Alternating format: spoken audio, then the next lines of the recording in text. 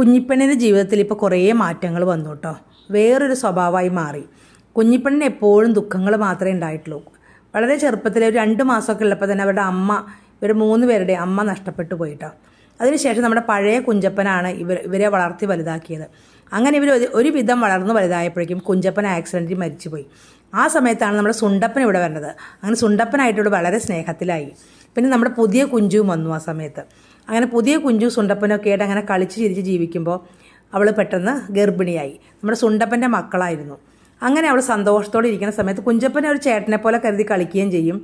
സുണ്ടപ്പൻ അവളുടെ ഭർത്താവുമാണ്. അങ്ങനെ സന്തോഷമായിട്ടിരിക്കുന്ന സമയത്ത് ആദ്യം കുഞ്ചപ്പൻ പാമ്പ് കടിച്ച് മരിച്ചു. പിന്നെ പെട്ടെന്ന് ഒരു ദിവസം സുണ്ടപ്പനെ കാണാണ്ടായി. മിന്നുകണ്ഠനെ അവൾക്ക് എന്നും പേടിയാണ് കേട്ടോ. അങ്ങനെ അവൾക്ക് മക്കളുണ്ടായപ്പോൾ ആ മക്കളും അവൾക്ക് നഷ്ടപ്പെട്ടു. അതിനുശേഷം അവൾ വല്ലാത്തൊരു കൊഞ്ചി കുട്ടിയായിട്ട് മാറി. അകത്ത് കയറാത്ത അവളിപ്പോൾ സോഫയിലേ കിടക്കുള്ളൂ. അവൾക്ക് വേണ്ടി പ്രത്യേകം തുണി വിരിച്ചു കൊടുത്തേക്കാണ് സോഫയിൽ. അങ്ങനെ അവൾ സുഖമായിട്ട് ഇപ്പോൾ അവളുടെ ഏറ്റവും വലിയ കൂട്ടുകാരിയും അവളുടെ അമ്മയും മക്കളും ഒക്കെ ഞാനാണ് കേട്ടോ. ഇപ്പം എൻ്റെ പുറകെ നിന്ന് മാറില്ല. ഏത് സമയത്ത് എന്നെ കാണണം, എൻ്റെ കൂടെ നടന്ന് ഞാൻ എവിടെ ഇരിക്കണം അവിടെയൊക്കെ വന്നിരുന്ന് സോഫയിൽ ഇപ്പോൾ തുണിയൊക്കെ വിരിച്ച് കൊടുത്തേക്കാണ് കിടക്കാനായിട്ട്. അല്ലെങ്കിൽ താഴെ ചവിട്ടിയിൽ കിടക്കും.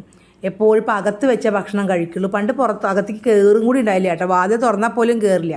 പുറത്തേക്ക് പോകാൻ വേണ്ടി വാശി പിടിക്കും. ജീവിതം അവളെ മാറ്റിമറിച്ചു.